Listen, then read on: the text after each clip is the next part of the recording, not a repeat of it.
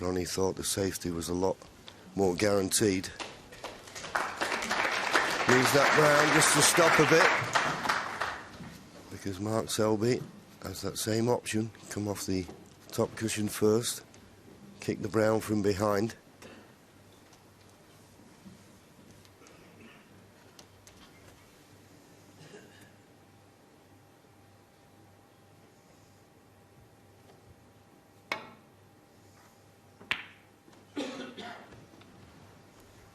But it's not safe by any means.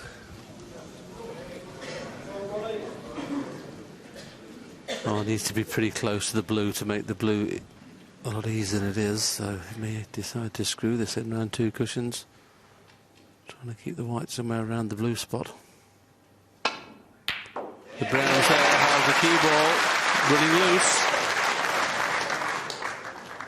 But beautiful pot. Blue and pink needed.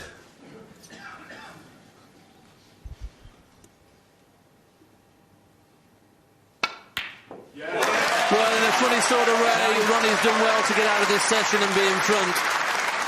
Having lost 6 frames on the trot, similar to Selby last night, it looks like he's going to win the last 2 of the session.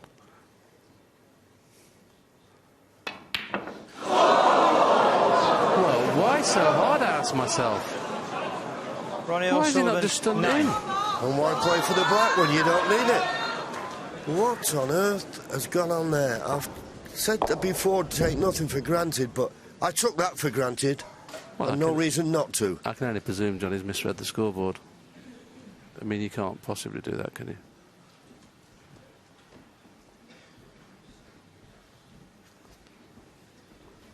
You just stun it and leave the white where the blue spot, near the blue spot. You don't have to play it hard. That's just either a lack of concentration or misread the scoreboard.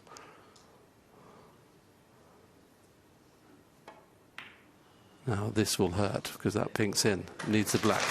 The black is a lot more difficult than Ronnie's pink. This is a tough shot.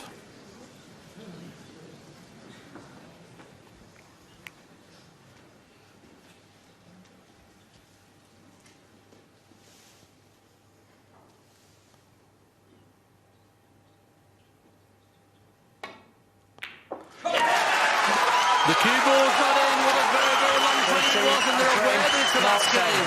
What a game to pinch. Selby wins the session quite easily, but now takes the lead in the match from 10-5 behind. He's now 12-11 in front. All to play for this evening, though. What unbelievable drama we have had in that last frame. 50 minutes. Very seldom you see Ronnie O'Sullivan involved in a 50-minute frame here, but Mark Selby takes a lead into the final session. And what's truly significant from his point of view is that in the previous 5 finals in which Ronnie O'Sullivan has played and won, he's never been behind going into the final session. Can you just dissect what has gone on for a moment there? Some fantastic drama, John. Unbelievable, and there is the greatest player who's ever picked up a cue has just missed a pink that your average club player would be mortified to miss. He's honestly, all he's got to do is just stun it in. He knows he's got, that's the only ball to pot, and it can only be taking his eye off it or a bit of pressure. I mean, I've never seen him miss a ball like that. How do you explain it, Stephen?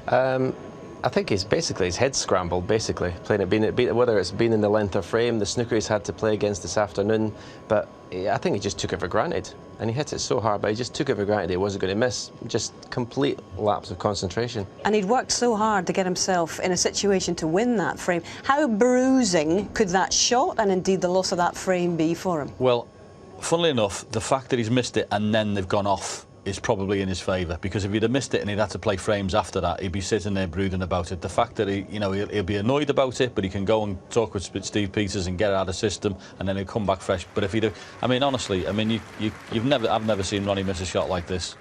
It's seen that he walked up from the black end of the table, so I don't know whether he might have misread the score. Why was he walking down to that end of the table? So describe the difficulty of that shot. Well, it isn't. It's not. It's a 100 out of 100 shot. Exactly. And the point remains, he's missed it, and he goes into it. And in fact, only 4 players have gone into the final session from behind, and one of them was you, by the way. And a certain Dennis Taylor beat a certain Steve Davis. But we won't mention that because we're going to talk to Steve now. Your impression, Steve, of that dramatic final frame? I'm just in shock. You know, you think players of this magnitude, when they come to the shots like that we've seen Ronnie O'Sullivan miss, would just get down and pot it. It's on there with a par, with my black against Dennis and Willie Thorne's blue, perhaps against me in the UK Championship. You know, anybody that's been watching snooker for long enough.